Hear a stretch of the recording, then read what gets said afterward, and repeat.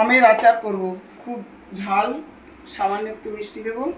এখানে নিয়েছি আদা গ্রেট করে নিয়েছি, রসুন গ্রেট করে নিয়েছি, আর এখানে 1 কেজি আম নিয়েছি, এখানে ধনে, এখানে জোয়ান, এখানে মৌরি, এখানে শুকনো লঙ্কা, আর নিয়েছি এখানে 250 কাঁচা লঙ্কা। যেহেতু 1 কেজি আম আছে, এবার আমগুলোকে আমি কেটে নেব। ধনেটাকে দেবো প্রথমে লো ফ্লেমে, শুকনো লঙ্কা দিয়ে দিলাম, জোয়ান আর মৌরি দিয়ে দিলাম। আমটাকে আমি একটু গ্রেট করে নিয়েছি মিক্সিতে, আর ভাঙা করে নিয়েছি।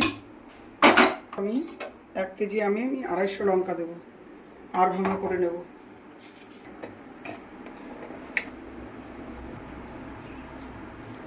এই যে কাঁচা লঙ্কাগুলোকে আমি দিয়ে দিলাম। গরম হয়ে গেছে,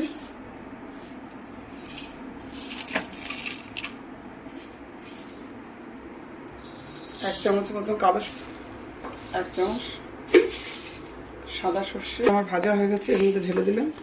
এখানে একটু পাঁচফোড়ন দিলাম ভালো সেন্ট হওয়ার জন্য।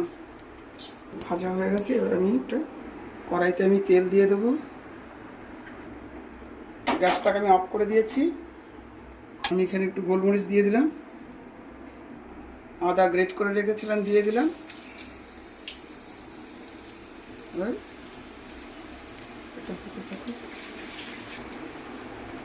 এবার রসুন কুচিটাও দিয়ে দিলাম, ভাঙা করে নিয়েছি, মশলাগুলোকে দিয়ে দিলাম। এখানে রেড চিলি পাউডার দিয়ে দিলাম, 1 চামচ চিনি, লবণ আন্দাজ মতন, বিট লবণ,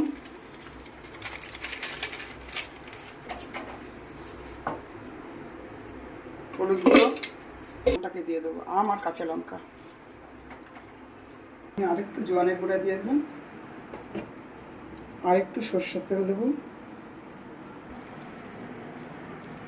এই আচারটা আমি যেভাবে করলাম আপনারা সেইভাবে করবেন, এবং এটা রুটির সাথে, ভাতের সাথে, গরম ভাতে, আলু সেদ্ধর সাথে, যা কিছুর সাথে খাবেন খুবই ভালো লাগবে, আর দেখতেও খুব লোভনীয় হয়েছে।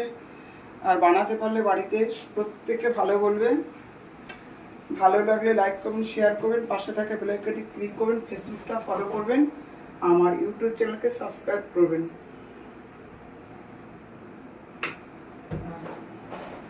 আচারটা যেন বেশ অনেক দিন থাকে, তার জন্য আমি ভিনেগার দিয়ে দিলাম।